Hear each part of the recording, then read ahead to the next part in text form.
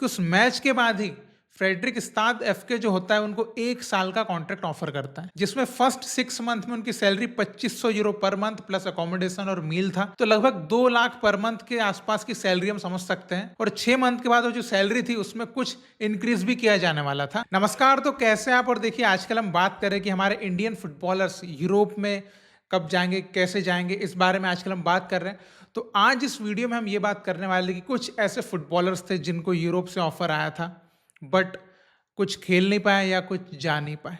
इसके ऊपर हम थोड़ी सी बात करना चाहेंगे कि वो कितना इम्पैक्टफुल हो सकता था अगर वो होता। जो हम बात करें कि हमारे कुछ प्लेयर्स वहाँ जाएं, अपने आप को टेस्ट करें एंड कुछ रिजल्ट ऐसा निकाल के दें कि हमारे अदर प्लेयर्स के लिए भी एक ब्रिज बना पाएं कि वो भी यूरोप में जाकर खेल पाएं। तो ऐसे मौके हमारे पास अभी रिसेंट में आए थे बट हम वो गंवा चुके हैं। तो आज मैं उन्हीं के ऊपर थोड़ा बात करना चाहूँगा जिससे आपको फिर से एक कॉन्फिडेंस या मोटिवेशन आएगा कि हमारे इंडियन फुटबॉलर्स को भी यूरोप से ऑफर आते हैं, हमारे प्लेयर्स के पास भी क्वालिटीज़ है, भले सबके पास नहीं लेकिन कुछ के पास तो है। तो उसी के ऊपर मैं थोड़ा सा आपको बताना चाहूँगा। अब आपने गुरप्रीत सिंह संधू, हमारे झिंगन, सुनील छेत्री, इनके बारे में तो सुन ही रखा है कि ये यूरोप गए थे, वहाँ पर इन्होंने कहाँ कहाँ पर खेला। लेकिन अब ऐसे प्लेयर्स जिनको भी अच्छा खासा ऑफर मिला था बट दे कुडंट प्ले, तो वही मैं आपको बताना चाहूँगा। सबसे पहले प्लेयर है हमारे आज के बहुत ही इंपॉर्टेंट प्लेयर जो हम इंडियन फुटबॉल टीम में जिनको समझते हैं, वो है लालिन ज्वाला छांगटे। तो लालिन ज्वाला छांगटे जब केवल 21 साल के थे, 2019 में उनको एक बहुत ही बड़ी अपॉर्चुनिटी मिल रही थी लेकिन वो उन्होंने एक्सेप्ट नहीं करी। तो देखिए, 2019 के टाइम में लालिन ज्वाला छांगटे दिल्ली डायनामोस के प्लेयर थे और वो नॉर्वे के एक क्लब वाइकिंग एफके में ट्रायल देने गए थे, जो कि नॉर्वे का टॉप डिवीजन क्लब था। अब ट्रायल्स में छांगटे जो है क्लब मैनेजमेंट को इंप्रेस कर देते हैं और उसके बाद वो 3 साल का, मतलब कि इतना लॉन्ग टर्म कॉन्ट्रैक्ट जो है वो ऑफर करते हैं लालिन ज्वाला छांगटे के लिए। अब आप सोचेंगे भाई इतना अच्छा ऑफर, मतलब कि नॉर्वे का टॉप डिवीजन क्लब, वहां से आपको 3 साल का कॉन्ट्रैक्ट, ऐसा नहीं कि 6 महीने का, 3 साल का कॉन्ट्रैक्ट आपको मिल रहा है। लेकिन उस कॉन्ट्रैक्ट में लालिन ज्वाला छांगटे को कुछ कमी लगी कि जो सैलरी उनको दिल्ली डायनामोज में उस टाइम पे मिल रही थी उससे भी कम सैलरी वाइकिंग एफके जो है उनको ऑफर कर रहा था। तो एक मेनली रीजन बताया जाता है कि उन्होंने इस ऑफर को इसलिए ठुकरा दिया था। और देखिए, एक बात कही भी जाती है कि हमारे जो इंडियन फुटबॉल में मोस्टली जो प्लेयर्स है, मोस्ट नंबर ऑफ प्लेयर्स, वो बहुत ही वेल टू डू फैमिलीज से नहीं आते, दे कम फ्रॉम पुअर बैकग्राउंड। तो इस वजह से मनी एक बहुत बड़ा फैक्टर बनता है कि वो ऐसे ऑफर्स को नहीं ले पाते, बिकॉज आईएसएल में उनको काफी अच्छा जो है पैसा मिल जाता है। तो अगर छांगटे उस 3 साल के कॉन्ट्रैक्ट को एक्सेप्ट कर लेते तो मे बी कहानी कुछ और हो सकती थी। अब दूसरे प्लेयर है ब्रेंडन फर्नांडिस। अब आप बोलेंगे ब्रेंडन फर्नांडिस तो भाई ऑलरेडी साउथ अफ्रीका में खेले थे, लेस्टर सिटी जैसे बड़े क्लब्स में ट्रायल देने गए थे। अब देखिए, वो ऐसे क्लब में तो ट्रायल देने गए थे, इसके अलावा वो लिथुआनिया और नॉर्वे में भी ट्रायल्स देने गए थे। अब नॉर्वे का जो क्लब था फ्रेडरिक स्टाद एफके, ये नॉर्वे का एक one of the most successful club में से एक है।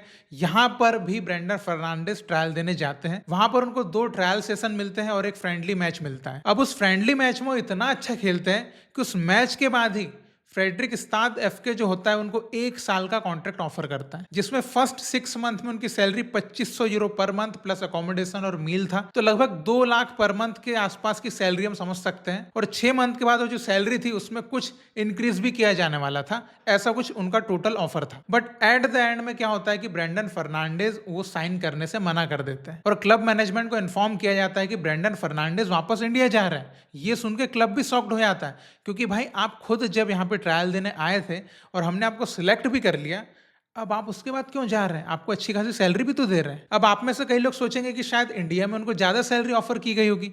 तो ये मैं आपको बताना चाहूंगा कि इंडिया में 2017 में जो एफसी गोवा के लिए उनका ड्राफ्ट हुआ था उसमें भी उनका जो प्राइस था वो 27 लाख था। तो अगर आप उनका नॉर्वे का जो सैलरी निकालते हैं तो बहुत ज्यादा डिफरेंस सैलरीज में मुझे नहीं लगता कि हो रहा था।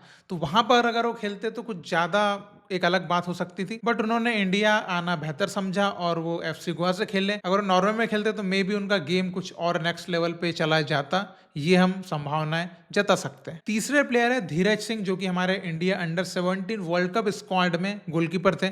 तो 2018 में जो है ये भी गए थे स्कॉटलैंड में ट्रायल्स देने मदरवेल एफसी के लिए, जो कि मदरवेल एफसी ने खुद इनको इनवाइट किया था कि आप हमारे यहाँ पर ट्रायल दीजिए, उनके अच्छे परफॉर्मेंस को देखते हुए। अब धीरज सिंह मदरवेल एफसी में ट्रायल देने जाते हैं, वहां पर काफी अच्छा खासा परफॉर्मेंस करते हैं और क्लब खुश होकर उनको 3 साल का कॉन्ट्रैक्ट ऑफर करता है। अब यहां पर धीरज बिल्कुल खेलना चाहते थे, लेकिन यहाँ पर जो है हमारा वही जो हमारी बुरी किस्मत है उसने साथ नहीं दिया। यहाँ पर इस बार फिर से वही यूके वाला जो रूल है वो बीच में आ गया, जिसकी वजह से छेत्री भी यूके में खेल नहीं पाए थे। तो धीरज सिंह यूके का जो जीबीई क्राइटेरिया होता है उसको फुलफिल नहीं कर पा रहे थे। अब जीबीई क्राइटेरिया क्या होता है इसके ऊपर मैंने डिटेल्ड में वीडियो बनाई हुई है, जो मैं आपको नीचे कमेंट सेक्शन में डाल दूंगा, तो आप वहाँ से उसको देख लीजिएगा, तो आपको समझ में आ जाएगा कि हमारे प्लेयर्स क्यों नहीं खेल पाते यूके में।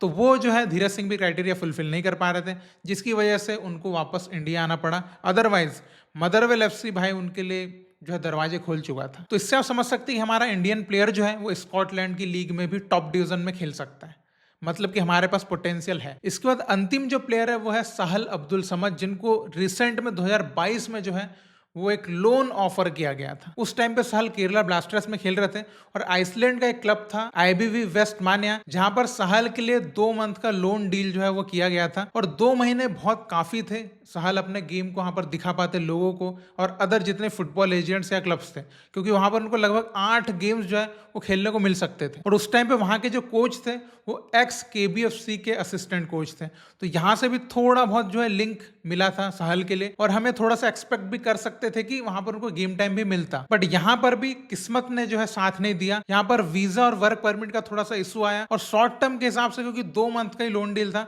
तो उसमें कुछ सेंस बन नहीं पा रहा था, तो फिर आखिरी में जो है डील जो है कैंसिल कर दी गई। तो साहल के लिए बहुत ही इंपॉर्टेंट हो सकता था अगर वो आइसलैंड में खेल पाते और उनके गेम को वो दिखा भी पाते कई लोगों को, और इवन अगर वो बहुत अच्छा परफॉर्म कर जाते तो मे बी उनका एक तो परमानेंट साइनिंग का भी ऑप्शन बन सकता था मे बी नेक्स्ट सीजन के लिए, या फिर अदर इंडियन प्लेयर्स को भी वहां पर चांस देने में कतराते नहीं, तो ये मतलब कि दरवाजा ओपन हो सकता था। तो यही कुछ प्लेयर्स थे जिनको बहुत ही रियल ऑफर्स थे कि वो भाई खेल सकते थे यूरोप में। तो जो हम बोलते हैं ना कि हमारे प्लेयर्स के पास क्वालिटी ही नहीं है, तो क्वालिटी तो है हमारे प्लेयर्स के पास, लेकिन जो सही टाइम पे क्वालिटी को एक सही स्टेज मिलना चाहिए उस स्टेज पे उस टाइम पे नहीं खेलते, फिर बाद में क्वालिटी जो है वो बेकार होने लग जाती है। नहीं 26, 27, 28 तक आते आते तो फिर वो सब खत्म हो जाता है। तो 20, 21, 22 के आसपास अगर ऑफर मिलते हैं तो उनको एक्सेप्ट करना चाहिए। तो अभी भी अगर हमारे प्लेयर्स अगर उधर जाएं ट्रायल दें तो देन चीज़ें हो सकती है, लेकिन अभी आप देख सकते हैं हमारे प्लेयर्स ट्रायल नहीं देते, देना ही नहीं चाहते, बिकॉज आईएसएल में इतना मस्त पैसा मिल रहा है, no need to think about it, है ना, सिंपल है। तो यहाँ पर आप अभी इन चीज़ों को किस तरीके से देखते हैं कि हमारे प्लेयर्स को और ट्रायल्स देना चाहिए, बिकॉज आपने देखा हमारे प्लेयर्स ने ट्रायल्स दी तो देन उनको चीज़ें तो मिल रही थी। ब्रेंडन को भी ऑफर मिला, छांगटे को ऑफर मिला, धीरज को ऑफर मिला, तो ऑफर मिले हैं ट्रायल्स देने के बाद। तो अगर हमारे अच्छे जो टॉप प्लेयर्स हैं आज जो 20 साल के होंगे, अगर वो अभी भी ट्रायल्स देने जाए तो मे बी कुछ तो है पॉसिबिलिटीज उधर। तो आपके जो भी थॉट्स है इस बारे में आप जरूर कमेंट में लिख के बताइएगा, और हम फिर मिलेंगे। जय हिंद।